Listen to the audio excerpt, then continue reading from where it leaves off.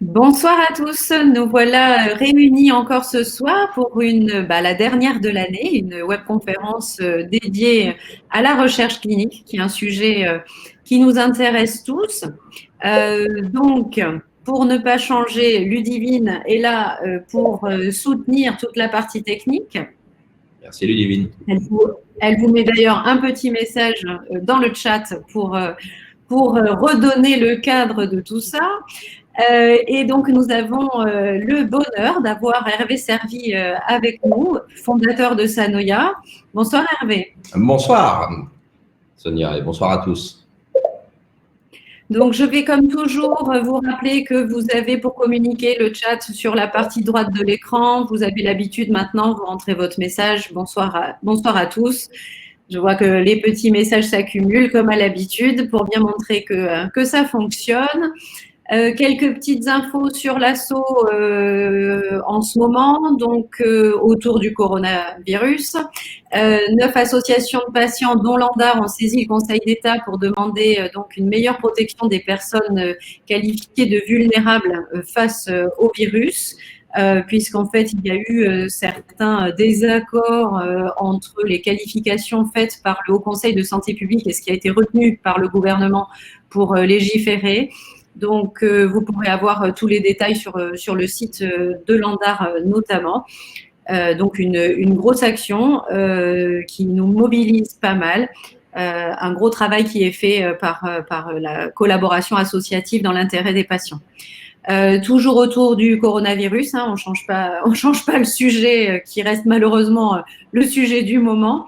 Donc, France Asso Santé a lancé une étude à laquelle nous vous engageons à participer pour mesurer le ressenti donc de l'ensemble des usagers du système de santé, que ce soit les patients, les accompagnants en situation de maladie chronique ou non, de handicap ou non, pour explorer un petit peu justement la perception pendant la crise sanitaire. Et j'en profite pour vous dire que l'étude qui avait été portée par René-Marc Flippo et la psychologue de son service, à laquelle vous avez été très nombreux à participer, a été retenue en communication orale pour le congrès de la Société française de rhumatologie la semaine prochaine. Donc, l'ANDAR est co-auteur. Donc, on est très content et on vous remercie encore de votre participation. Tout ça pour vous dire que c'est important quand on vous sollicite pour contribuer à des études, puisque ce soir on parle de recherche, c'est essentiel que vous puissiez participer parce que derrière, ça génère des informations, des données qui sont traitées, qui sont ensuite partagées avec la communauté scientifique, qui sont publiées et qui sont utiles. Donc, quand vous pouvez, surtout, n'hésitez pas à prendre un peu de temps pour contribuer aux études qu'on vous propose. Et enfin, pour finir, on change de système de visio. Donc, ça fait presque 3 ans qu'on utilise Livestorm et on passe à partir de janvier sur Zoom, qui sera a priori plus facile à utiliser pour tous les systèmes d'exploitation par téléphone, etc. Donc voilà, ne soyez pas étonnés si pour vos inscriptions pour les prochaines webconférences, c'est pas le même environnement sur lequel vous vous trouvez. Mais Zoom, on l'a quand même tous plus ou moins utilisé, que ce soit pour faire les anniversaires en famille pendant le confinement ou les réunions. On est tous un peu Zoom quelque part, donc ça devrait bien se passer. Voilà pour mes petits bavardages du début de réunion. Je vais maintenant inviter Hervé à partager ses diapos pour nous faire sa présentation qu'il a gentiment accepté de nous préparer. Et vous allez voir, Hervé va se présenter plus en détail, un monsieur multifonction. Hervé, à toi. Je ne sais ce que je dois comprendre dans un monsieur multifonction. Que tu as beaucoup de compétences. Je n'en doutais pas, Sonia. Déjà, ça me fait très plaisir d'être avec vous ce soir parce que personnellement, je travaille donc dans la recherche clinique et depuis de nombreuses années sur plusieurs projets en partenariat avec l'ANDAR. Et c'est vrai que ça m'est important ce soir que Sonia m'ait offert l'opportunité d'essayer de démystifier finalement la recherche clinique. Je la pratique depuis un peu plus de 10 ans afin qu'elle soit mieux comprise parce que tous les jours, quand on ouvre son journal ou on prend le 13h, on entend parler d'études de phase 3, on entend parler d'études observationnelles. Je suis de Marseille, donc on est plutôt très doué pour les études observationnelles, certains comprendront la référence. Donc, ça m'a semblé très important de faire ce travail avec l'ANDAR et donc avec vous tous ce soir. Donc, alors, mon petit slide. Qui suis-je? En fait, donc, comme a dit Sonia, je m'appelle Hervé. Au départ, je ne suis pas médecin, je suis ingénieur en informatique. Et puis à un moment, je me suis intéressé à d'autres choses et j'ai créé une société de recherche clinique qui s'appelle Sanoya.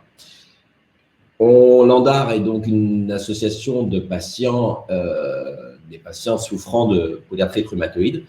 J'interviens aussi à l'ELAR, en fait, je suis membre du groupe de travail de l'ELAR sur l'usage des données massives, parce que l'ELAR est donc qui est la société savante au niveau européen, l'équivalent entre guillemets de la SFR, mais au niveau européen, a créé un groupe de travail très avant-gardiste justement sur l'exploitation des données, ce qu'on appelle des grandes quantités de données, notamment pour répondre à des nouvelles questions de recherche.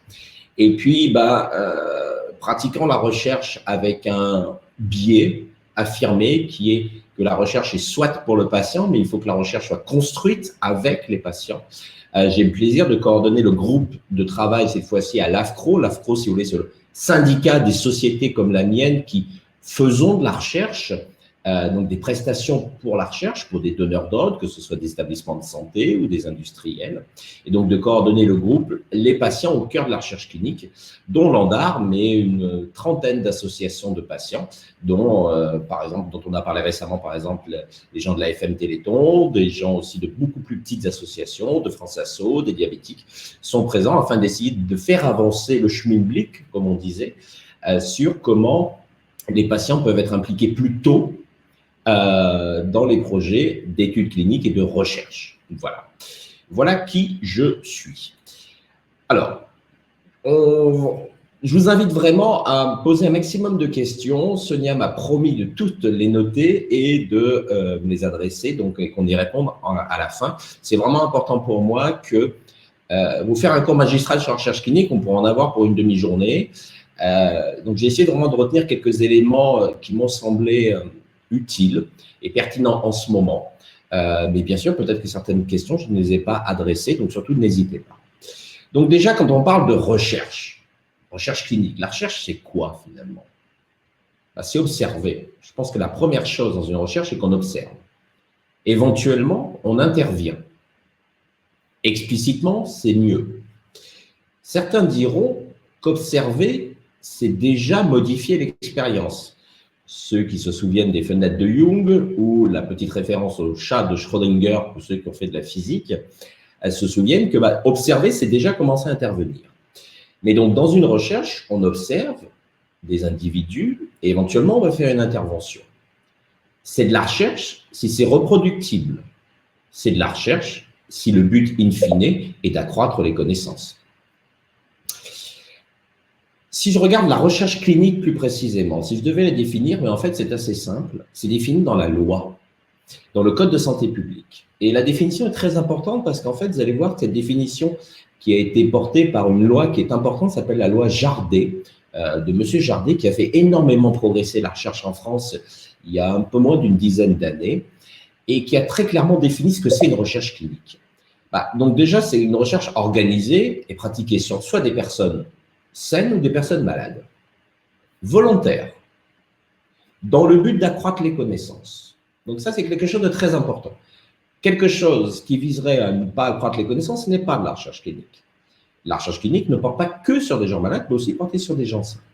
Le but, c'est quoi? C'est d'étudier le fonctionnement de l'organisme, normal ou malade. Ça peut être parfois juste de décrire comment évoluent les gens souffrant de telle pathologie au bout de quelques années. Ou ça peut être aussi, et c'est en ce moment, tout le monde en entend parler, d'évaluer l'efficacité. Est-ce que ça marche? La sécurité, est-ce qu'il n'y a pas trop d'inconvénients, d'effets indésirables? D'actes, ça peut être une nouvelle manière de faire une chirurgie de la hanche, de médicaments, une nouvelle biothérapie, ou voire même de dispositifs médicaux, un nouveau lecteur de glycémie ou une boucle fermée dans le diabéto qui injecte de l'insuline tout seul. Dans le but de diagnostiquer, on veut tester un nouveau dispositif de test, de traiter, voire de prévenir. En ce moment, on parle beaucoup des vaccins, on est dans la prévention d'un état pathologique. Donc ça, c'est la recherche clinique. Donc c'est une définition extrêmement importante parce que toute chose qui est une recherche clinique, vous allez le voir, est contrainte, et là je pense que l'Europe a un énorme avantage, est contrainte à un cadre réglementaire très précis, dans le but de protéger les gens. C'est en Europe qu'il y a plus de 50 ans, au lieu des expériences atroces, et c'est en Europe qu'est née une conscience que, au nom de l'intérêt de la science, on ne peut pas tout faire et on ne peut pas aller par-delà l'intérêt de l'individu. Je pense notamment aux essais, entre guillemets, affreux qui étaient faits par certains médecins allemands, et effectivement, qui a provoqué un choc des consciences. On ne peut pas tout tester. Il faut que les personnes soient consentantes, et ça, c'est quelque chose de très important. On va regarder un petit peu les variantes, une recherche clinique. Finalement, il y en a 3. La loi en définit 3. La recherche interventionnelle, la plus finalement simplement compréhensible. Je prends un groupe de personnes et je vais faire quelque chose. Je vais soit les former, si je veux tester une intervention d'éducation, je vais soit leur administrer un traitement, ou je vais soit leur administrer un nouveau traitement ou un nouveau dosage, ou un traitement que je connaissais déjà, mais que je vais essayer justement dans une autre indication. Ça, c'est une recherche interventionnelle, c'est-à-dire que ce qui vous arrive dans le cadre de cette recherche n'est pas le déroulé normal des traitements habituels et utilisés. Après, il y a de l'autre côté de l'axe les recherches non interventionnelles. C'est-à-dire que là, on ne touche pas à votre prise en charge, on ne fait que relever ce qui se passe. Et vous allez voir, ces recherches sont de plus en plus utilisées parce qu'elles répondent à des vraies questions. Bien évidemment, comme je l'ai dit tout à l'heure en plaisantant avec le chat Schrödinger ou les fentes de Jung, le fait de participer déjà modifie un petit peu. On le sait, on appelle ça un biais de participation. Ce n'est pas grave. Néanmoins, vous allez voir qu'il y a justement des instances qui sont là pour apprécier est-ce que la recherche que l'on fait est non interventionnelle, parce que finalement, ok, on pose quelques questions aux médecins, mais ce sont relatifs à des données qu'il a forcément. Je ne sais pas, si on fait une étude sur la polyarthrite rhumatoïde, on demandera au médecin la valeur du DAS28, parce que probablement, normalement, il est censé l'avoir. On pourra poser des questions aux patients, si ce sont des questions qui, en général, ont pu ou devraient être posées quelquefois par le médecin, par exemple une qualité de vie. Par contre, si on pose des questions qui peuvent être un peu perturbantes ou des questions qui ne sont pas du tout coutumières du soin courant, là, les comités qui sont en charge d'évaluer la recherche avant qu'elle démarre peuvent conclure à « non, votre recherche n'est pas interventionnelle, elle peut être assez angoissante, elle va devenir dans la catégorie du milieu qui est une catégorie assez française. Les Américains n'ont pas ce concept. C'est une recherche interventionnelle, mais bon, d'accord, mais pas de beaucoup. C'est ce qu'on appelle les recherches interventionnelles à risque et contraintes minimes. C'est-à-dire qu'en gros, très bien, on ne change pas grand-chose, mais pour les besoins de la recherche, on a besoin soit de vous poser des questions inhabituelles, ou alors soit d'avoir des informations, et c'est très souvent le cas, par exemple, de prélèvements sanguins, ou de prélèvements de cheveux ou d'urine, qui d'habitude ne sont pas faits. Donc, on va devenir ce que l'on appelle une RIPH numéro 2. Voilà. Donc, voilà les 3 catégories. Soit interventionnelles, ce à quoi vous allez être exposé n'est pas du tout la norme courante, le deviendra peut-être si les résultats sont positifs. De l'autre côté, on ne fait pas grand-chose si ce n'est observer et poser quelques questions aux médecins ou aux patients. Et au milieu, c'est un entre-deux. Pour les modalités de la recherche, on a besoin de différer un petit peu de la prise en charge habituelle. Et voilà le principe. Je parlais de cadre. Et c'est ça que je pense qui est important. C'est de se dire, en Europe, et en France notamment, le cadre est très contraint. On ne peut pas faire n'importe quoi. Et il y a déjà la loi, comme je disais, qui vraiment pose mais des limites qui sont très dures. Parfois, certains disent même trop dures, parce que si on regardait un petit peu l'histoire de la médecine, si on appliquait aujourd'hui les normes de recherche, peut-être qu'un certain nombre d'innovations thérapeutiques, il y a 20 ou 30 ans, ne seraient plus découvertes aujourd'hui, parce qu'aujourd'hui, on est plutôt dans l'idée que on doit vraiment conduire une recherche si et seulement si, déjà, on a assez de recul, c'est-à-dire est-ce qu'on a ce qu'on appelle des données précliniques, c'est-à-dire est-ce qu'on a quand même un début d'idée que ce que l'on va faire peut marcher. Si le risque prévisible est en proportion avec le bénéfice escompté, donc ça va dépendre tout à fait de la pathologie. Si vous testez un nouveau médicament contre le cancer, sur un certain cancer, le pronostic de vie est de 6 mois, l'appréciation est différente face à quelqu'un sur qui vous testez un médicament contre le rhume des foins, par exemple. L'autre chose importante, c'est que si elle ne sert pas à étendre les connaissances scientifiques, ce n'est pas une recherche, elle n'a pas le droit d'être conduite. C'est-à-dire qu'en gros, si le but de la recherche est de garder les résultats pour soi, ça n'est pas une recherche qui peut être autorisée en France. Et vraiment, c'est l'esprit que vous allez voir, un certain nombre de dispositifs sont mis en œuvre pour que la recherche prouve qu'elle est là pour améliorer et réduire au minimum les désagréments, les douleurs, la peur ou d'autres inconvénients. Et c'est le principe fondamental. Encore une fois, certains disent Dieu merci, mais rétrospectivement, ce sont des conditions très fortes. C'est que l'intérêt des personnes est inférieur à l'intérêt de la science et de la société. C'est aujourd'hui le principe éthique que la France a choisi. C'est un principe de dire on privilégie l'intérêt des personnes, même si peut-être ça serait très intéressant de faire avancer, mais le risque est trop important. Et ce qui est très important, c'est qu'une recherche ne peut pas débuter si ces conditions sont remplies, et surtout des recherches se sont vues arrêter si à un moment, ces conditions ne sont plus respectées. Il y a aujourd'hui des autorités en France qui ont le pouvoir de faire arrêter une recherche. Comment est-ce qu'on démarre une recherche, en fait? Alors, au départ, il y a effectivement une idée, il y a ce qu'on va appeler, on va le voir plus tard, un protocole, mais il y a surtout un certain nombre d'autorisations qu'on doit avoir. Le premier, c'est qu'on doit avoir l'avis d'un comité d'éthique. Alors, le comité d'éthique, ce n'est pas 3 personnes qui sont réunies au fond du couloir, c'est établi sur ce qu'on appelle des CPP. En général, ce sont dans des CHU, il y en a 39 en France, donc pas tout à fait un par CHU. Et ce sont des bénévoles, certains sont médecins, certains sont statisticiens, il y a des représentants des usagers, donc des associations de patients. Et ces CPP donc, reçoivent toutes les semaines des projets de recherche qui sont déposés sur une plateforme. Maintenant, cette plateforme est unique. Et en fait, on ne choisit pas son CPP. Moi, ma société est à Marseille, mais la plupart des études que je conduis sont plutôt un petit peu plus au nord de la France. Parfois, je suis reviewé par le CPP de Nantes, parfois de Lyon, parfois de Marseille, parfois d'Orléans, parfois de Paris. Voilà, il y en a 4 ou 5 à Paris.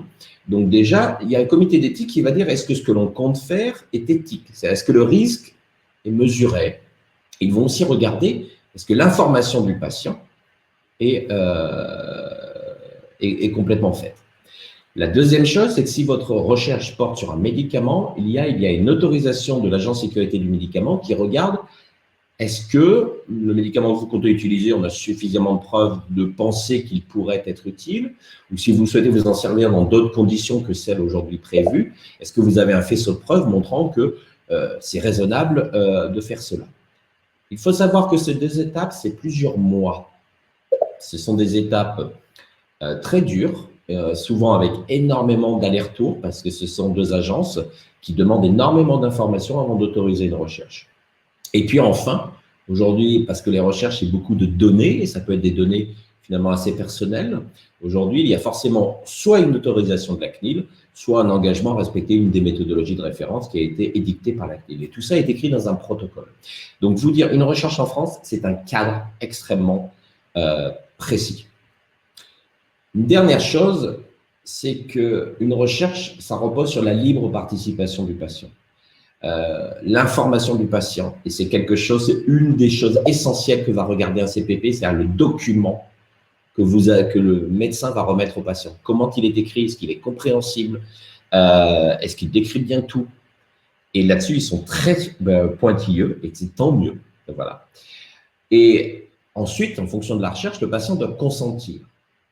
On a beaucoup parlé de consentement en ce moment. Je crois qu'il ne faut pas se tromper. On consent à une recherche, ce qui ne veut pas dire que l'on exonère de tout risque. C'est-à-dire que, en consentant, je dis j'ai compris, je suis d'accord.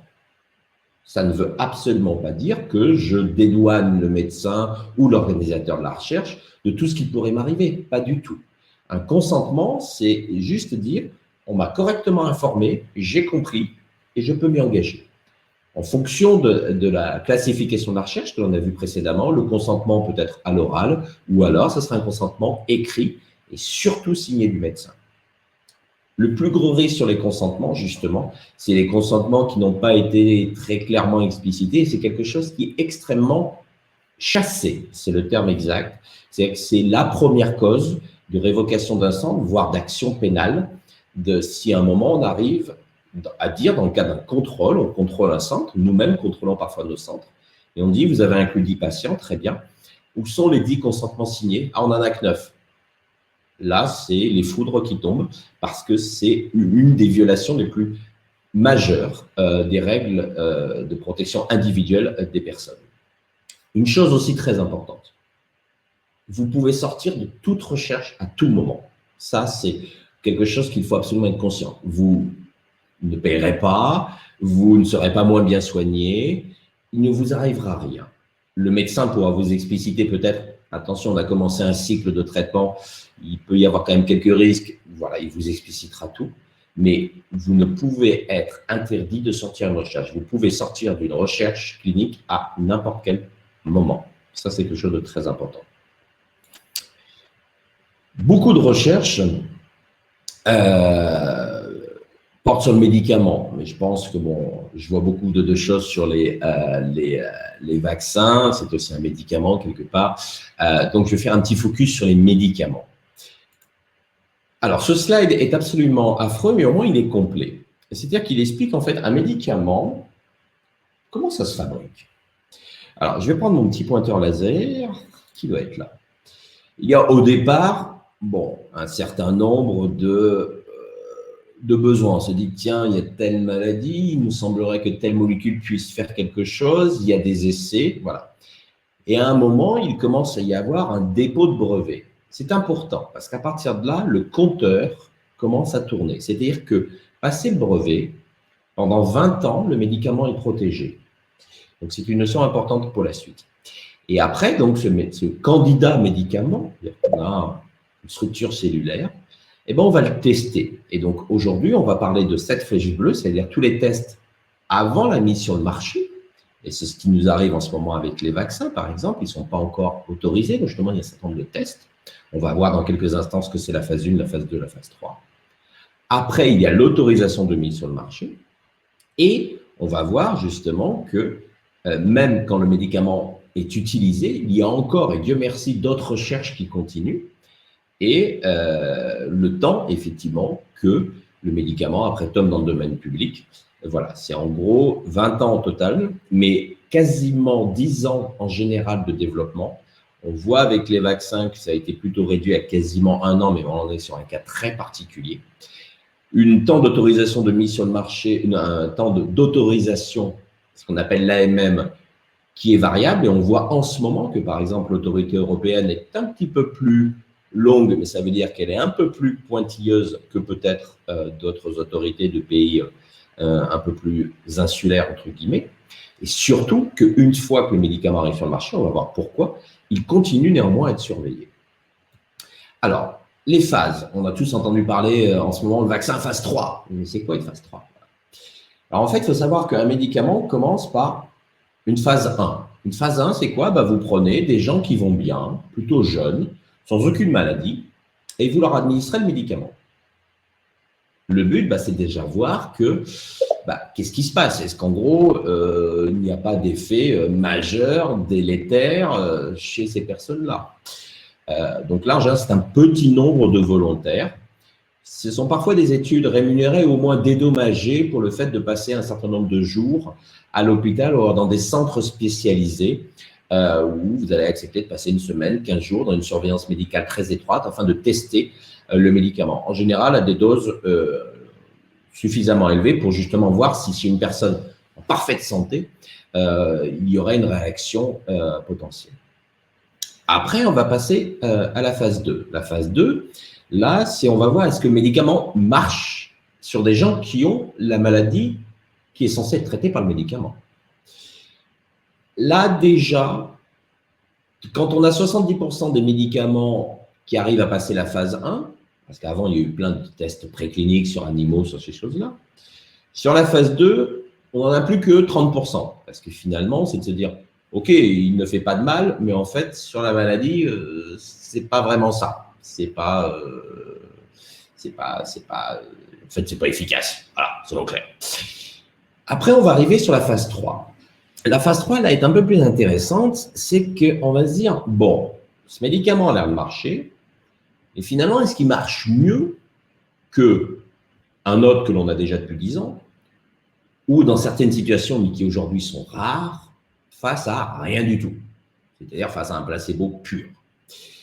Et là, effectivement, d'ailleurs, ce sujet-là, de à quoi je me compare, est souvent un des sujets beaucoup discutés avec les autorités et avec les deux agences dont je vous ai parlé avant, la NSM et les CPP, surtout la NSM, parce que aujourd'hui, par exemple, si je sors un médicament dans la polyarthrite, on me dira, OK, mais comparez-vous à ce qui existe déjà. Comparez-vous à méthotrexate plus, je ne sais pas, infliximab. Mais ne vous comparez pas à rien. Ces personnes n'est traitée par rien. Donc, voilà. Ou ne vous comparez pas à méthotrexate seul si vous êtes une biothérapie. Donc, en fait, le comparateur va être très important. Et là, on va étudier le bénéfice et le risque. En général, ça dure 1 an, parfois plus. Là, on est sur quand même quelques centaines de malades. Sur les biothérapies, on arrive parfois à être sur quelques milliers quand on est sur plusieurs pays. Là, en général, on est plutôt à 70% de médicaments socle. Mais ça veut dire quand même que vous vous rendez compte que les phases 1, 2, 3 éliminent énormément de médicaments pour risque excessif, bénéfice franchement trop faible, ou bénéfice comparé, ça ne change pas grand-chose au jeu actuel. Donc, finalement, pourquoi sortir ce médicament? Et là, on est dans la préautorisation. Ce qu'il faut bien avoir à l'esprit, c'est que quand un médicament arrive sur le marché, finalement, il a été testé sur, 400 à 2000 patients. Seulement, on va le voir après. Et après arrive ce qu'on appelle enfin les phases 4, c'est-à-dire le médicament est sur le marché et on aimerait voir, continuer à voir ce qui se passe maintenant qu'il est pris par un plus grand nombre. Et on va voir la tolérance à plus grande échelle, éventuellement sur le plus long terme.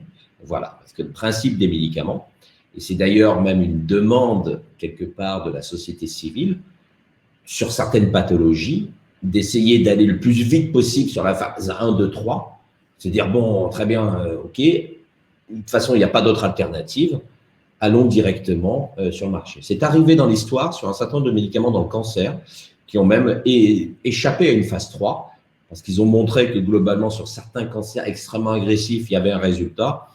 Il y a eu des autorisations des autorités pour dire, OK, on enlève la phase 3, on passe directement sur le marché parce que les gens meurent. Et donc, il vaut peut-être mieux qu'on essaye à grande échelle plutôt que de continuer à laisser mourir les gens de certains types de cancers extrêmement agressifs.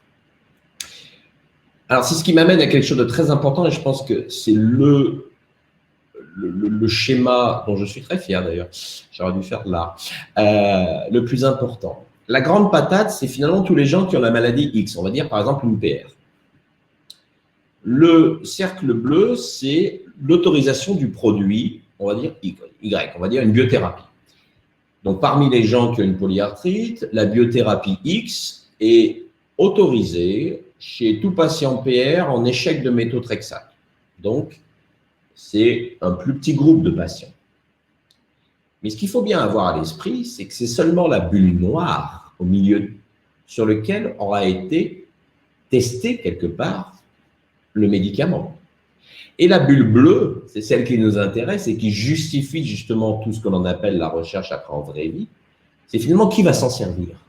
Il y a bien évidemment les gens polyarthrétiques sans aucune autre comorbidité, parce qu'en général dans les études phase 1, 2, 3, ou surtout pardon, phase 2, 3, on essaye d'inclure des gens qui n'ont qu'une polyarthrite.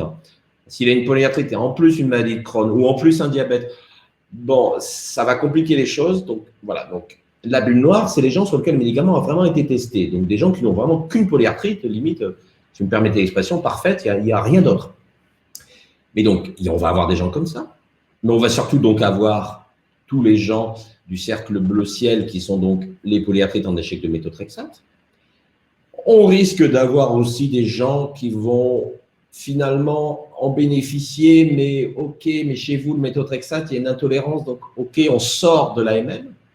Voire, peut-être que ce médicament sera utilisé par des gens qui n'ont pas une polyarthrite, mais qui ont peut-être un Sjögren. Voilà. Donc, il faut bien avoir conscience qu'un médicament est testé sur une certaine population.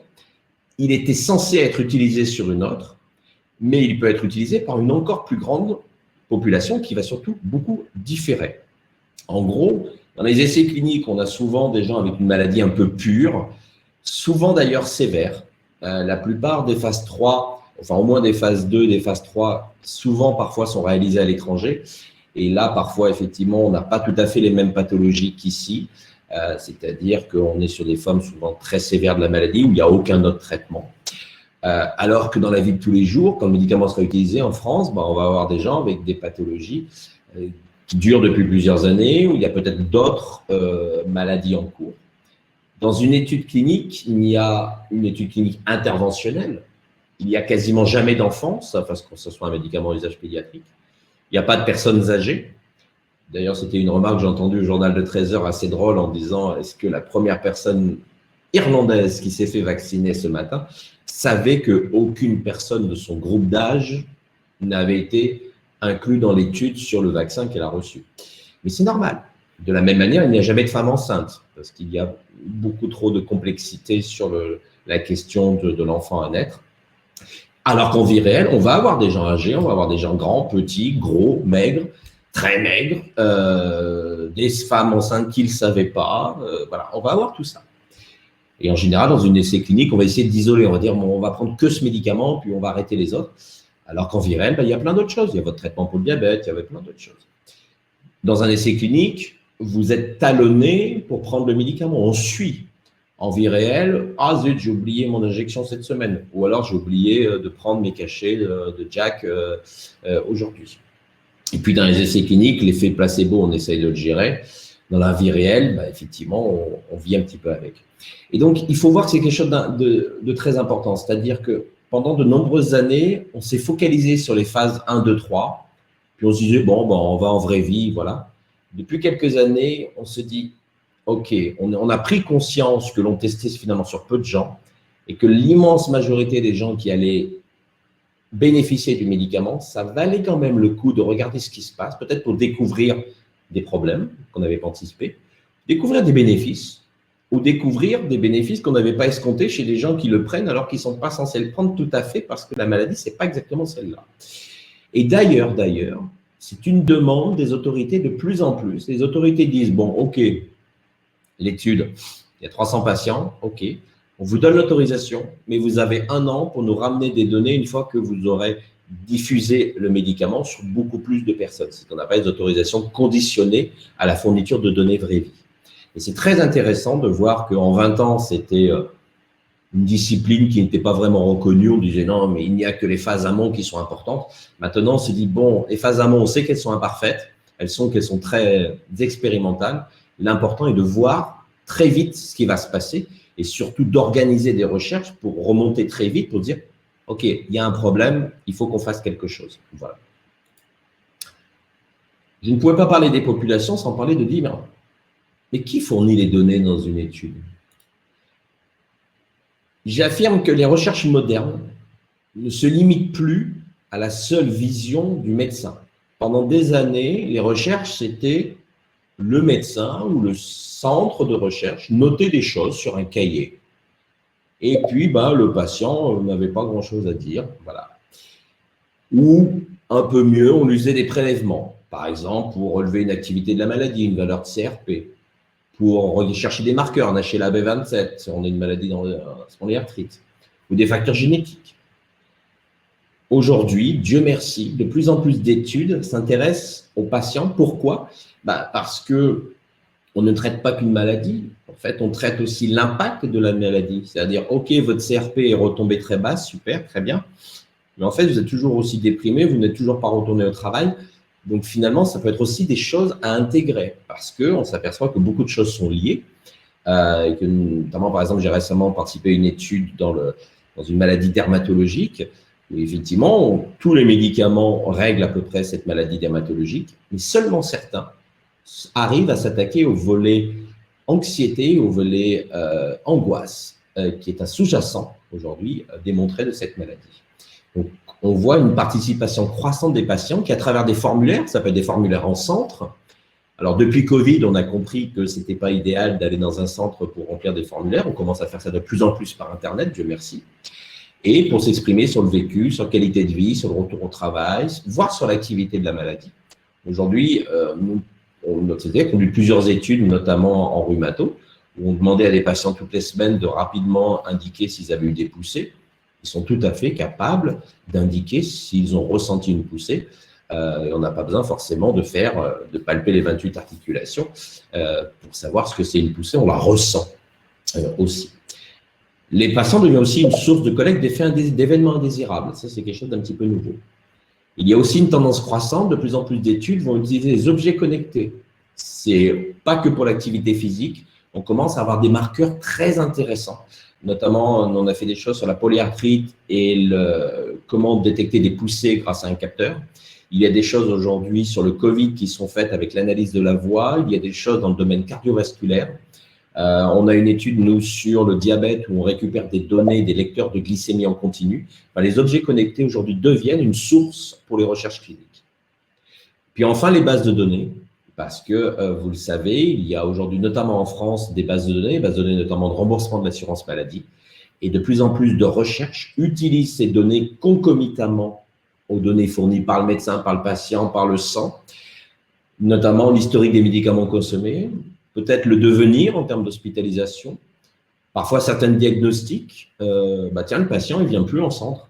Ah bah oui, effectivement, on voit qu'il était hospitalisé pour un cancer, par exemple, voire parfois, malheureusement, aussi dans des causes de décès. Donc aujourd'hui, les bases de données sont aussi une information utile et qui est jointe à certaines recherches. Ça s'appelle des cohortes hybrides, parce que l'on marie plusieurs sources de données dans le but d'avoir une description la plus exhaustive. Mais je pense que le choc tectonique le plus important a été il y a quelques années quand on a considéré que le patient n'est pas qu'un sujet, mais il est aussi potentiellement une source de données extrêmement intéressante et j'ai même envie de dire de plus en plus demandée par les autorités parce qu'avec les médicaments innovants, où le coût des médicaments devient de plus en plus important, on ne demande plus à un médicament de baisser l'activité de la maladie, on demande aussi aux médicaments finalement est-ce qu'ils favorisent le retour aussi à une vie normale, quelque part de cotisant. C'est quelque part normal, mais c'est un critère qui commence à être ajouté et je trouve que c'est bien de ne pas voir le patient comme une somme d'organes, mais aussi le voir comme un être. Voilà, parce qu'il y a aussi parfois des traitements extrêmement contraignants, notamment par exemple dans le diabète, où aujourd'hui la différence ne se joue plus du tout dans ce qu'il y a dans la seringue, mais se joue dans la manière qu'a la seringue de se rendre invisible.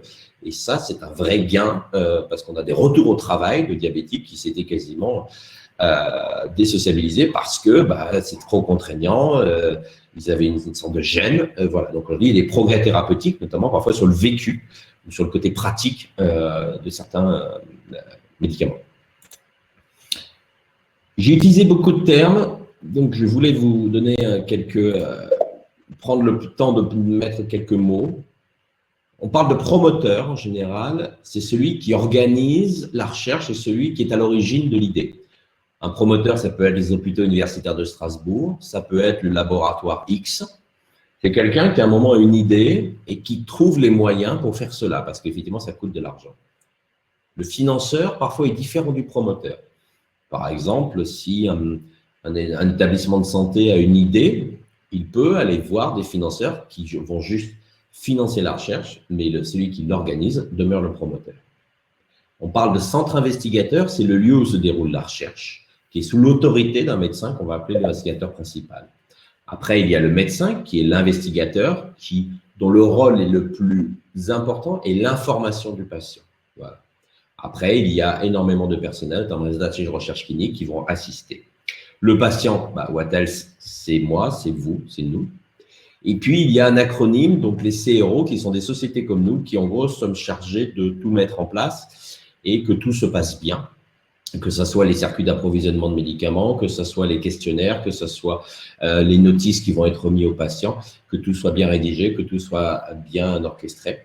Et c'est nous qui amenons notre responsabilité de professionnels pour justement conduire ces recherches.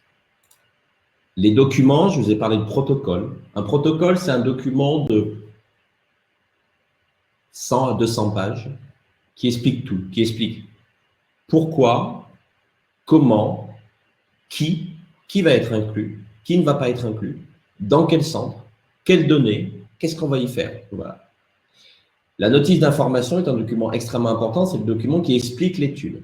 Ces deux documents, le protocole et la notice, c'est ce qui va être vérifié par le comité d'éthique, qui va dire est-ce que votre recherche est censée d'un point de vue éthique, mais surtout est-ce que l'information du patient est loyale et complète et sincère. Après, il y a le consentement qui n'est pas forcément un document. Je dis certaines études, le consentement peut être juste oral, mais dans ce cas, le médecin, c'est lui qui signera, engager sa responsabilité d'avoir bien informé le patient.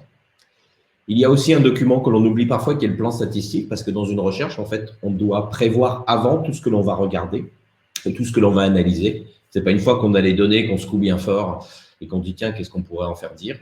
Une vraie recherche commence en général par justement des hypothèses et un plan statistique qui dit comment on va analyser les choses. Et puis, vous pouvez entendre parler de termes, Sonia en a parlé tout à l'heure, par exemple de poster. Un poster, c'est quoi? C'est un format de communication qui ressemble à un poster, voilà. Mais on communique des résultats intermédiaires sur une étude. On n'a pas tout à fait fini, mais il y a des choses intéressantes, donc on aimerait faire partager la communauté. Parce que souvenez-vous, une recherche médicale n'existe que parce qu'elle participe à l'accroissement des connaissances. Et puis enfin, il y a la dernière étape qui est ce qu'on appelle l'article, où là on va publier un article, c'est quelque chose qui fait entre 5 et 10 pages, qui va résumer tous les résultats de la recherche dans le but de le partager.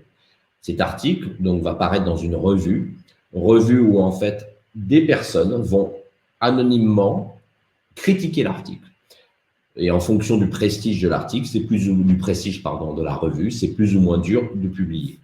Même si malheureusement l'actualité et quelques mois ont montré que même des prestigieuses revues parfois font des bêtises. Mais normalement, ce n'est quand même pas légion. Voilà.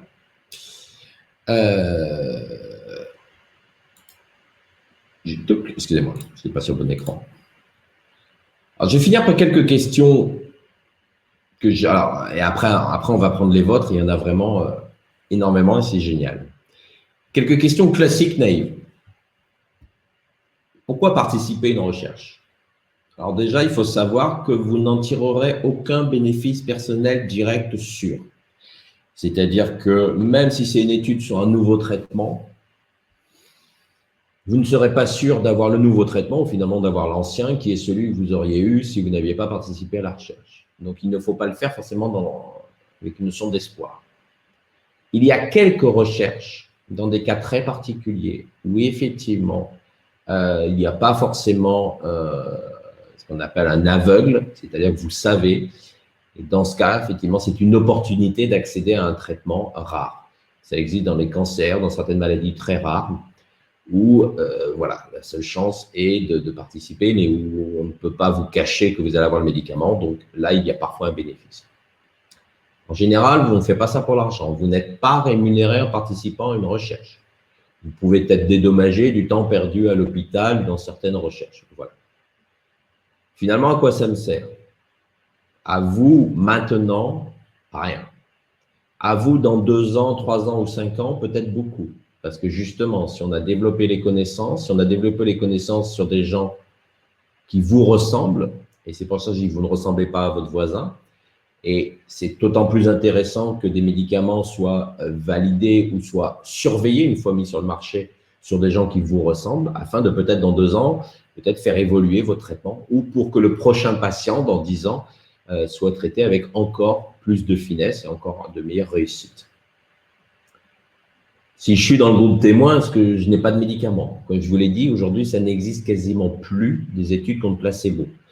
Éthiquement, ça ne serait pas acceptable. Donc, au pire, vous aurez le traitement standard que vous auriez eu si vous n'avez pas participé à la recherche. Voilà.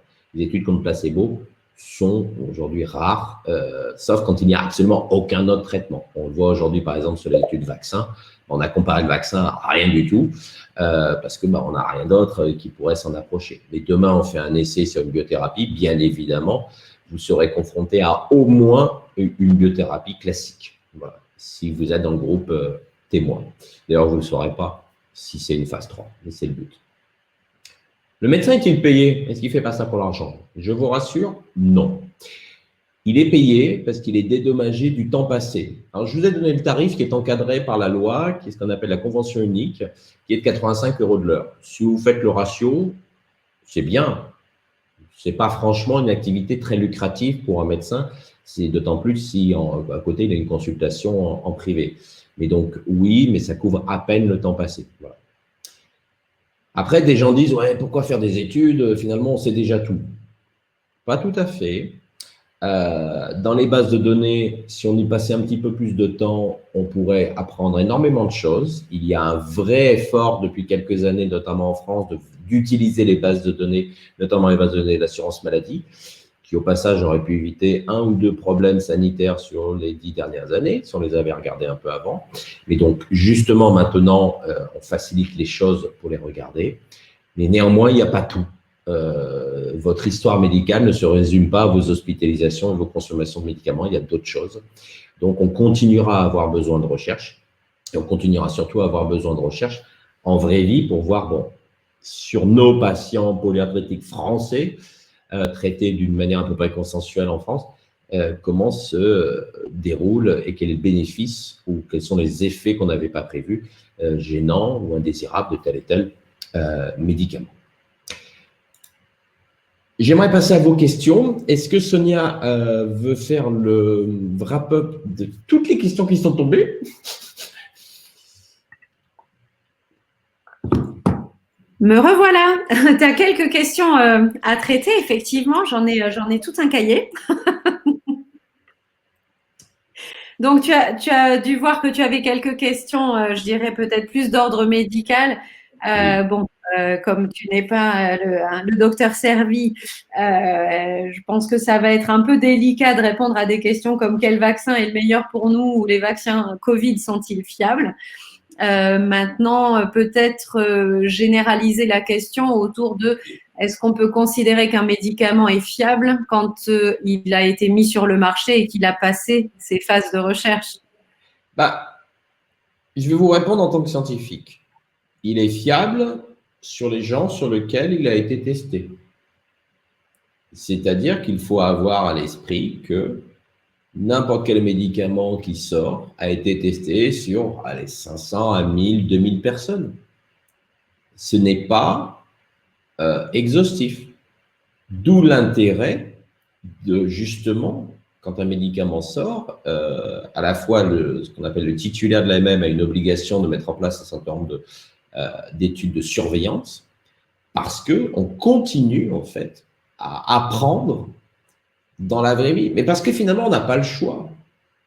Est-ce qu'il serait aujourd'hui, est-ce qu'on est une société qui serait prête à dire on ne sort plus aucun médicament avant 10 ans d'études une fois qu'on a essayé sur des grands, des petits, des âgés, des jeunes, des populations inuites, parce que les Inuits ont des gènes contre la spondylarthrite, et puis sur des Bretons, parce que peut-être que les Bretons… Non, on ne peut pas être exhaustif. Donc en fait, d'un point de vue scientifique, on essaie de se dire, on prend une population suffisamment grande, mais on accepte de dire que quelque part, c'est imparfait, mais c'est beaucoup mieux que de ne pas tester du tout.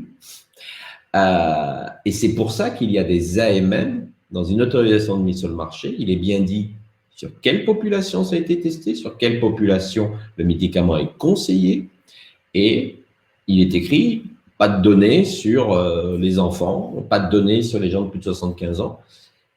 Voilà, et c'est pour ça aussi que les études continuent même après. Voilà, donc oui, les médicaments qui sortent sont fiables jusqu'à ce qu'on ait prouvé qu'ils ne le soient pas, j'ai envie de dire. Et donc un cadre qui permet quand même d'être rassuré pour l'essentiel, et plus on a de recul, plus on a d'informations et de garanties d'efficacité et de sécurité. Complètement. On continue à apprendre chaque jour. Et j'ai envie de dire, c'est pour ça il faut diffuser cette culture scientifique et des essais. Il ne faut pas ni mentir, dire le médicament est absolument fiable chez tout le monde. Il y a des effets, les événements indésirables n'existent pas. Bah non. Mais j'ai confiance dans un système qui me dit avec transparence, et aujourd'hui vous pouvez les consulter, les premiers résumés des caractéristiques produits de quelques vaccins, notamment les Anglais ont fait cet effort, les Américains aussi, qui disent voilà ce qu'on voit. Donc oui, il y aura quelques maux de tête, oui, il y aura quelques cas de fièvre, mais le mieux qu'on puisse faire, c'est la transparence. Mais aucune autre solution n'est faisable, si ce n'est de dire on a testé sur un nombre réduit, mais un nombre quand même jugé suffisant, mais on va continuer à surveiller, et c'est aussi pour ça qu'il est très important, et d'ailleurs que la transparence a fait des progrès un certain nombre d'années depuis que les patients peuvent directement déclarer des effets indésirables, par exemple, auprès des autorités, ou à travers les associations comme l'ANDAR pour faire une remontée, un signalement, parce que, en fait, on est tous collectivement en train de continuer à participer à l'amélioration des connaissances, et même de vieux médicaments que parfois, 30 ans après, on découvre que, tiens, finalement, il n'était pas si anodin, alors que tout le monde avait très bien considéré qu'il était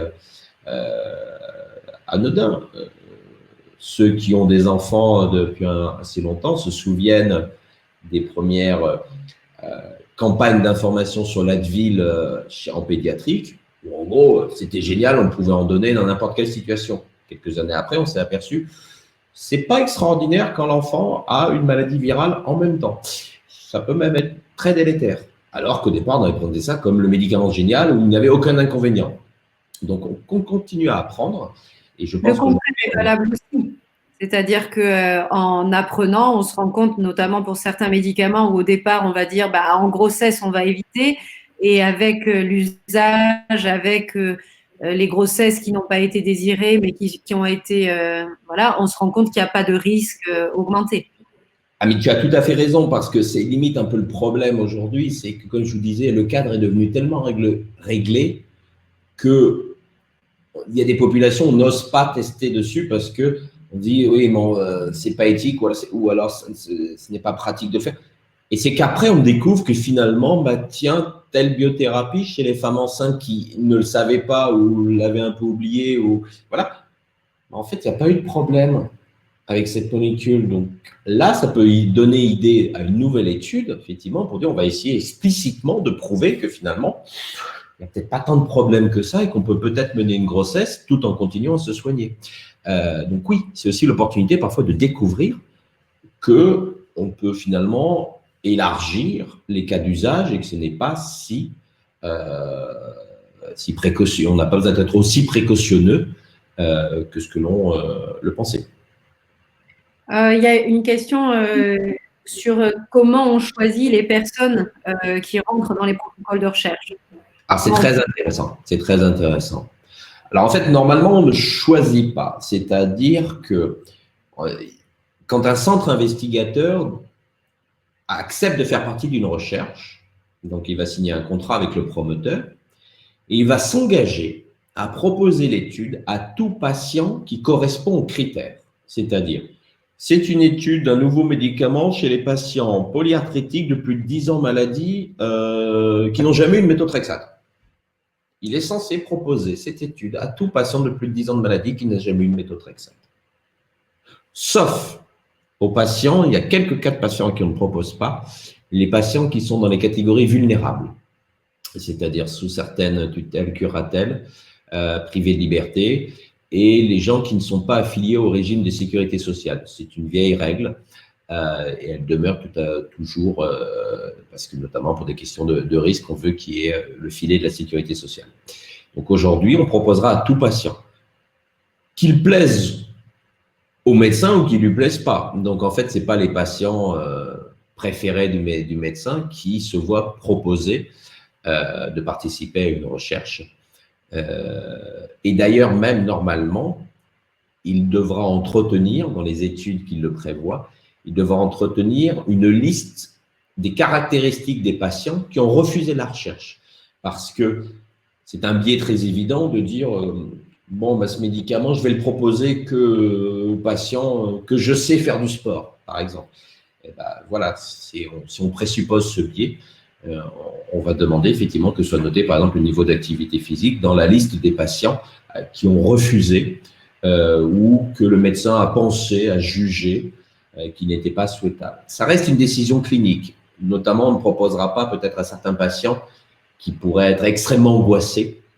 Voilà, mais tout ceci devrait être consigné afin de décrire la population qui n'a pas été incluse, parce que ça pourrait être une manière d'apprécier les résultats en disant « Ok, vous avez des super bons résultats, mais vous n'auriez pas un petit peu filtré la population ?» Et donc ça, c'est des choses très connues et qui sont aussi très surveillées. Donc tout patient qui consulte un médecin, qui participe à une étude, peut se voir proposer de rejoindre une étude. En général, une seule à la fois. Ok, merci. Bon, on te pose des questions sur l'état actuel de la recherche sur les traitements de la polyarthrite, autres que des biomédicaments ou des anti-JAK. Bon, si tu veux répondre, tu peux, mais… Alors, je pourrais vous répondre avec une chose, pour vous dire aujourd'hui, qui fait des études sur les médicaments. Aujourd'hui, 55% des études phase 1, 2, 3 sont sur le cancer. Par contre, vous voyez que sur la droite, il y a plus d'études sur la polyarthrite que sur le sida. Je vous laisse conclure. Alzheimer, il y en a à peu près autant que sur la polyarthrite.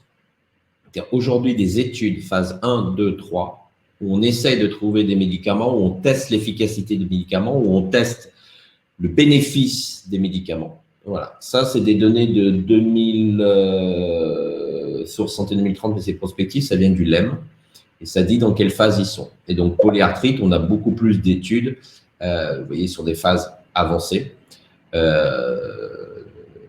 Alzheimer, effectivement, on est un petit peu plus en retard. Mais le gros est quand même aujourd'hui, la majorité des études est en oncologie parce qu'il y a énormément de possibilités de traitement. En plus, c'est un mal grandissant dans nos sociétés. Mais vous voyez les autres qui sont… Par contre, effectivement, certains ne sont pas représentés. Si vous cherchez vos amis des maladies inflammatoires de la sphère gastro, ils ont peut-être un peu moins de chance que cette maladie-là, entre guillemets, moins de chance. Voilà, ça c'est l'activité du nombre de recherches dans le monde sur ces différentes maladies. Donc oui, il y a énormément d'études. On peut voir que ça reste dynamique sur la polyarthrite. Ouais. J'ai encore plein de questions pour toi. Alors, je vais essayer d'aller plus vite. Donc, il y a quelqu'un qui commentait qu'il avait participé à une étude Sanoya il y a quelques années. Oui, tout à fait. Avec son rhumato. Quels sont les financements de la recherche? Ça, je crois que c'est une question clé. Il n'y en a pas assez. Alors, les financements de la recherche, c'est soit les financements publics, mais il faut être très clair, c'est plus pour de la recherche fondamentale. Aujourd'hui, ça va être majoritairement quand même des financements privés, c'est-à-dire des fabricants de médicaments ou de dispositifs médicaux. Il y a que le financement européen, et puis il y a parfois comment dirais-je, des ovnis. Tu as parlé tout à l'heure de l'étude Vivre Covid, qui est une étude intégralement financée par France Asso avec des fonds publics sans aucune intervention d'aucun industriel. C'est une des rares études complètement indépendantes sur le Covid et sur l'impact du Covid, notamment sur l'anxiété des patients atteints de maladies chroniques et des patients sans maladie chronique, parce qu'on a une population de contrôle. Donc, aujourd'hui, c'est majoritairement financé par l'industrie. Ce n'est pas forcément porté par l'industrie. C'est-à-dire qu'aujourd'hui, l'industrie est parfois décriée, mais assume aussi son rôle de développement et de contribution à l'amélioration des connaissances. Et donc, de temps en temps, plusieurs industriels abondent un projet de recherche académique pour plusieurs millions d'euros parce qu'il faut surveiller 30 000 patients dans 15 pays pendant 20 ans. Voilà, donc aujourd'hui, c'est quand même majoritairement des financements privés, quelques financements publics, mais qui sont malheureusement clairement aujourd'hui en sous-capacité. Oui, on peut quand même dire que c'est pas parce que c'est l'industrie pharmaceutique qui soutient une recherche qu'elle est pour autant de mauvaise qualité. Ah ben non, parce que même, ils sont très embêtés parce que ils n'ont pas le droit de faire grand-chose, en fait. La loi les contraint tellement qu'ils sont obligés de passer justement par des opérateurs tiers, donc des sociétés comme nous, où effectivement on a des code aussi, on est extrêmement surveillé aussi. Donc, en fait, l'époque qui a pu peut-être exister d'études pilotées n'existe plus. Aujourd'hui, conduire une étude clinique, c'est tellement encadré que supposer des résultats, ça se voit très vite, ou en tout cas, ça ne sera même pas autorisé d'être lancé. Donc, non, clairement, aujourd'hui, non. Après, il faut voir qu'aujourd'hui, on nous demande, mais c'est la pression collective, hein, d'aller de plus en plus vite. Et voilà, il faut accepter que les choses parfois sont faites aujourd'hui. On arrive à faire les choses de plus en plus vite, mais ça veut dire aussi qu'il faut accepter ces choses-là, parce que si on veut tester sur 3000 personnes, il faut le temps de trouver 3000 personnes. Donc c'est aussi cette balance. Mais la pression aujourd'hui n'est pas qu'économique, la pression vient souvent aussi de la société civile qui nous dit il nous faut tel traitement pour tel cancer, il nous faut telle chose. Et allez vite, allez vite, allez vite. Et c'est plus simple, effectivement, d'avoir un financement privé qu'un financement européen. Quand vous demandez un financement européen, pour ceux qui connaissent l'acronyme H2020, c'est 2 ans de travail. 2 ans avant d'avoir un début de budget. Voilà. Alors que en 3 mois, de dire l'idée est géniale, je finance, allez-y, faites-moi cette recherche. Ça amène 2 questions qui ont été posées. Le cadre européen, justement, qui est très contraignant, y compris le cadre français. Est-ce que les vaccins, là en l'occurrence, mais plus généralement les médicaments qui sont fabriqués à l'étranger ou portés par des sociétés étrangères échappent à cette surveillance et à cette rigueur européenne ou française? Non, en fait, ce qui est contrôlé, c'est l'autorisation de mise sur le marché. C'est-à-dire que c'est une instance, donc chez nous, c'est l'EMA, qui était à Londres avant, donc il s'est rapatrié ailleurs, qui, si vous voulez, sur pièce, analyse les études et va décider si oui ou non ils autorisent à mettre sur le marché. Un médicament peut aussi passer par des procédures propres à chaque pays, c'est-à-dire que c'est au choix. Soit je fais une procédure européenne et qui est valable dans toute l'Europe, soit je vais voir chaque pays. Parce qu'il y a des pays qui sont sensibles plus ou moins à certains intérêts thérapeutiques notamment. Donc parfois certains fabricants préfèrent aller directement sur des pays en disant certains pays seront sensibles à ce que oui, cette maladie est importante et que ça vaut le coup. Parce que derrière l'autorisation, il y a souvent la prise en charge et le remboursement. Voilà. Donc que le médicament soit fabriqué à Tombouctou, à Bombay ou à Évreux en Normandie, c'est pas son lieu de fabrication qui va importer, c'est le lieu où il est commercialisé. Et là où il est commercialisé, où il est distribué, c'est là où il sera autorisé. Et donc, c'est l'agence européenne qui validera le dossier. Et aux États-Unis, c'est la FDA qui valide les dossiers. Ce qui est rassurant. Donc, quelle que soit la nationalité de l'entreprise qui porte le médicament ou le lieu de production, de toute façon, à partir du moment où il est disponible sur le sol français, c'est qu'il suit les règles françaises. Exactement, ou européenne. Ou européenne. Ok. Justement, tu parlais tout à l'heure de la rapidité, donc une question par rapport à ça. Quand on voit avec quelle rapidité on a maintenant des vaccins Covid qui sont prêts à être administrés, est-ce que c'est parce que les CPP, la NSM, etc. ont été rapides ou est-ce que ça vient d'une autre magie que la magie administrative? La question est complexe. De manière générale, pendant Covid, il y a eu en France une simplification administrative, c'est-à-dire un engagement. On a conduit quelques recherches relativement à l'impact du Covid. Il y a eu une réactivité des CPP et des agences extraordinaire, parce qu'il y a eu une prise de conscience de dire c'est pas dans 2 ans qu'on aura besoin des résultats, c'est maintenant. Donc, j'ai eu des CPP, je me souviendrai, ça marquera ma vie dans la recherche, un 8 mai au téléphone pour discuter d'un dossier. Alors que d'habitude, ils vous envoient un courrier, et si on ne formant pas un 8 mai, et que vous recevez 15 jours après par la poste. Là, ils vous appelaient en disant, bon, votre recherche est intéressante, mais on a besoin de comprendre des choses et que vous modifiez des choses qui ne nous plaisent pas. Voilà. Après, les vaccins dont on parle, les études je ne les connais pas toutes. Le premier vaccin qui a été utilisé en Angleterre, l'étude a été faite en Angleterre et au Brésil. Donc, avec peut-être d'autres circuits. Mais là, il y a eu une véritable course mondiale où effectivement, elle est extrêmement vite. Les vaccins aujourd'hui dont on parle sont des vaccins qui utilisent des techniques, n'ayons pas peur, en rapport avec la génétique. Le séquençage du virus est finalement très ancien. Il a été séquencé à peine 15 jours après son identification. Donc, en fait, ça fait plus d'1 an qu'on connaît la séquence du virus. Donc, ils ont commencé à travailler sur ces approches de vaccins, en fait, il y a quasiment 1 an. Donc, c'est pas un temps si court que ça, en fait. C'est qu'on n'a pas découvert le vaccin il y a 15 jours et qu'on a fait rapidement des essais. Par contre, effectivement, ça a mis sur le devant de la scène qu'il faut aller vite, mais ils n'en seront pas moins sûrs. Et après, de toute façon, je vais paraître choquant, mais c'est en l'utilisant aussi que les connaissances vont se construire.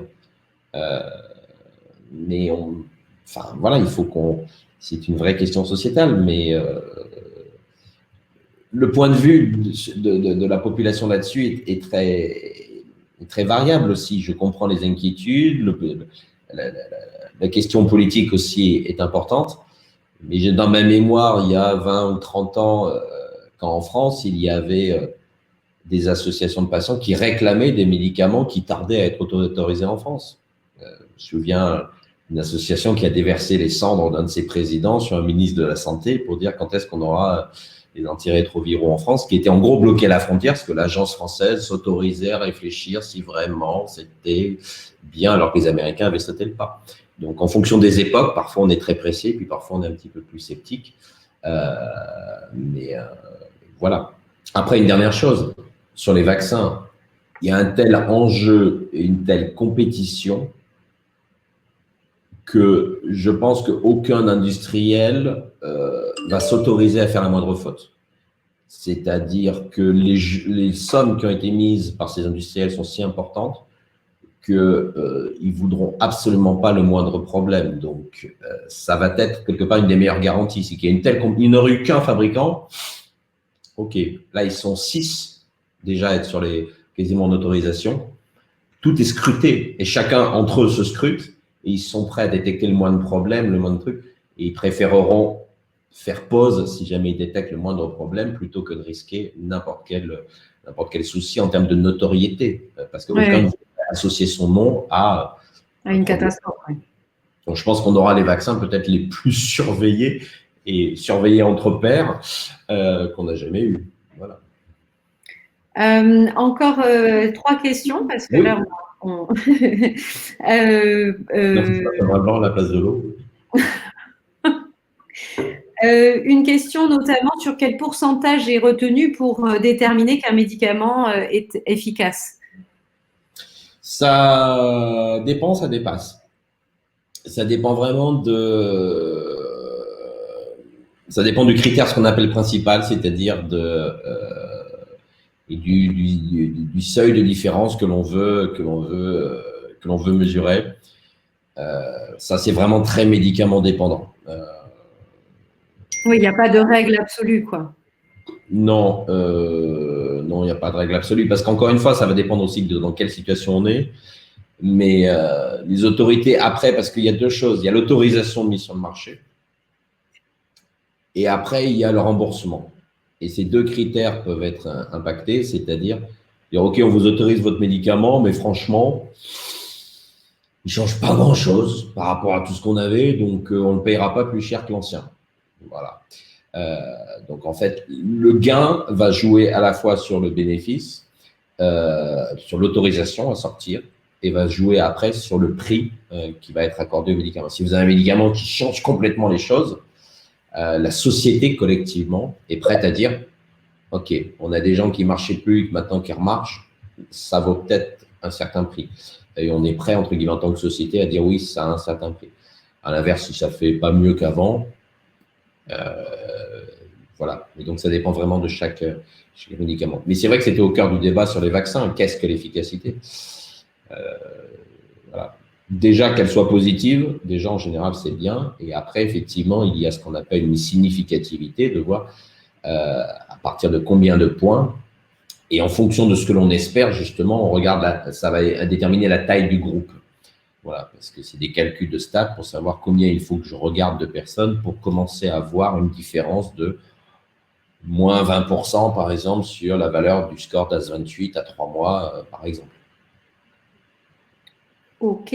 On avait ce commentaire qui est particulièrement intéressant. Difficile de participer à une étude de vraie vie avec le risque de recevoir un placebo et donc rien contre la polyarthrite. Alors, une étude de vraie vie, alors je vais réexpliquer. Une étude de vraie vie, c'est qu'en fait, vous prenez le médicament que vous deviez prendre normalement. Simplement qu'à l'occasion de cette prise, on va vous demander un certain nombre d'informations et on va demander au médecin un certain nombre d'informations. Mais vous avez le vrai médicament que vous deviez vraiment prendre. C'est-à-dire qu'on constate qu'on n'arrive pas à amoindrir l'inflammation, on s'aperçoit que l'érosion commence à s'installer, on décide de quitter le méthotrexate, d'aller vers, je ne sais pas, l'infliximab. À l'occasion du passage à l'infliximab, à ce moment-là, on vous propose de rejoindre une étude visant à vérifier, je ne sais pas, est-ce que telle nouvelle seringue ou telle nouvelle molécule extrêmement similaire a les mêmes effets. Donc, dans une étude vraie vie, vous n'aurez jamais le placebo. Donc, il n'y a que dans quelques rares études, donc des phases amont, où vous pouvez être exposé à un médicament quelque part plus ancien. Est-ce que c'était le sens de la question ou je l'ai mal compris? Si, c'était ça, mais je pense qu'effectivement, ça pose une double question. D'abord, tu fais bien de repréciser qu'en étude de vraie vie réelle, on n'est pas dans l'intervention sur le choix du médicament, mais on observe ce qui se passe avec le médicament prévu. Mais par contre, dans les phases d'études en amont, où là, on cherche à déterminer si, avant la mise sur le marché, si le médicament est efficace, il y a peut-être des groupes placebo ou non. Alors, est-ce que ça existe en polyarthrite d'avoir une nouvelle molécule versus placebo ou on est plutôt sur une nouvelle molécule versus molécule déjà connue? Ça passera jamais un groupe placebo dans la polyarthrite. Parce que justement, il y a une question éthique. Souvenez-vous, au début, ce que je vous ai dit, c'est que la recherche ne doit pas exposer à des risques super. Enfin, c'est l'intérêt de la personne et aussi des témoins. Donc, au pire, vous aurez le traitement que l'on dit conventionnel. Voilà. Donc, en gros, pour la polyarthrite, ils auront au moins du méthotrexate. Voilà, méthotrexate peut-être avec infliximab qu'on connaît depuis 20 ans, par exemple. Mais me trouver même une dans étude… ces phases de recherche préalables, on ne se retrouve pas avec des groupes où les patients n'ont rien sans le savoir. Non, non, non, non. Et comme je dis, phase 1, je donne à des gens qui n'ont rien. Phase 2, je donne à des gens, effectivement, qui ont la maladie et je compare. Éventuellement, dans la phase 2, on peut être… Phase 2, il n'y a même pas de groupe comparateur. Donc, je donne à des gens qui ont une polyarthrite et je regarde si ça marche. Et c'est phase 3 que je compare. Et dans mon comparateur, éthiquement, ça serait inacceptable. Et les autorités, surtout, vous me direz, mais attendez, les gars, ça fait 30 ans qu'on a des médicaments contre la polyarthrite.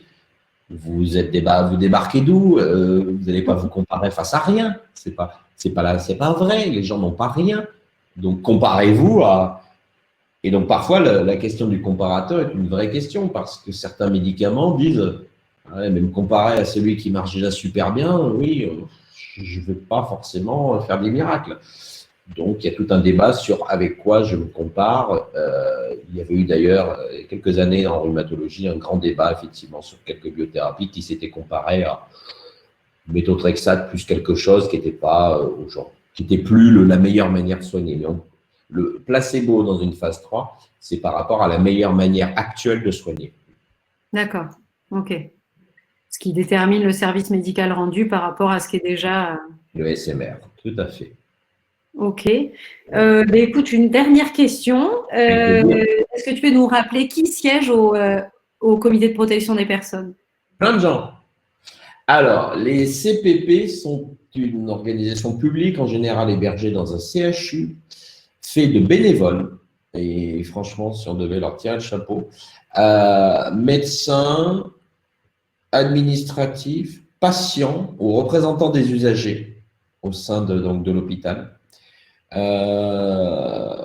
Tout en fait. Hein?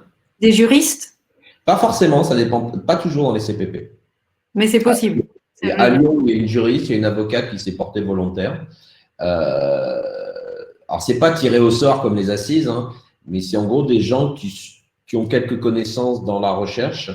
D'ailleurs, aujourd'hui, une des grandes améliorations, c'est qu'on les autorités essayent de recenser les capacités en termes de nombre de dossiers de chaque CPP, parce que certains fonctionnent extraordinairement bien parce qu'ils ont réussi à récupérer une secrétaire qui fait tout l'administratif. D'autres, dans des CHU plus petits, ont moins de moyens. Et donc, vu que quand nous déposons un dossier, nous pouvons arriver aussi bien à Besançon, à Nantes, à Rouen, et parfois sur un CPP qui a déjà un peu de retard. Donc, aujourd'hui, une des améliorations, c'est qu'on va essayer de déterminer la capacité des CPP. Puis, certains CPP ont un peu des spécialités. Certains, dans leur corps, ont une brute, si vous me permettez l'expression, des biostatistiques, qui sera extrêmement à l'aise de relire un protocole où les statistiques sont critiques. Un autre CPP aura une compétence très particulière, par exemple en biothérapie, parce qu'ils ont peut-être dedans plusieurs médecins retraités, anciens chefs de service qui connaissent très bien, donc pourrait éventuellement déclarer des zones de compétences plus particulières. Pour information, quand on est rejeté, si jamais votre dossier est rejeté par un CPP, vous avez une deuxième chance. Vous pouvez demander aux autorités de dire « bon, je crois qu'ils n'ont pas apprécié mon étude ». Si un deuxième rejet, c'est fini. Votre étude, vous ne la ferez jamais. D'accord.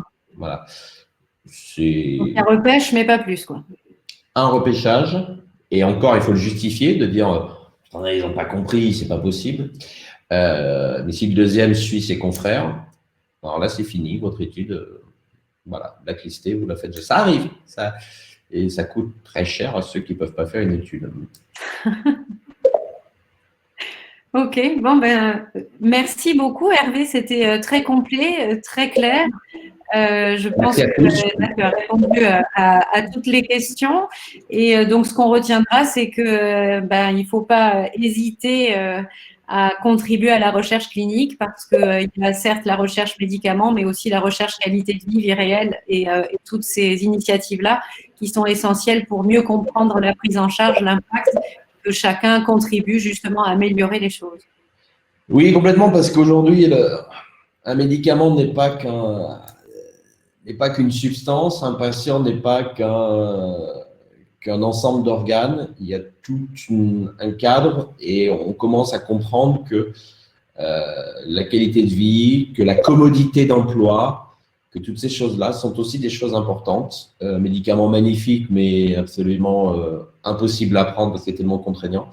Donc aujourd'hui, le point de vue et l'expérience du patient commence à prendre et prend de plus en plus une part prépondérante dans les critères d'appréciation de certaines recherches cliniques, notamment les études en vie réelle.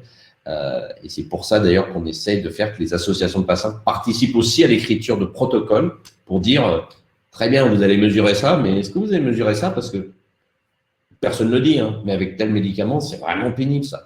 Voilà. Donc ça, c'est quelque chose qui va dans la très bonne direction. Et merci de l'invitation, Sonia.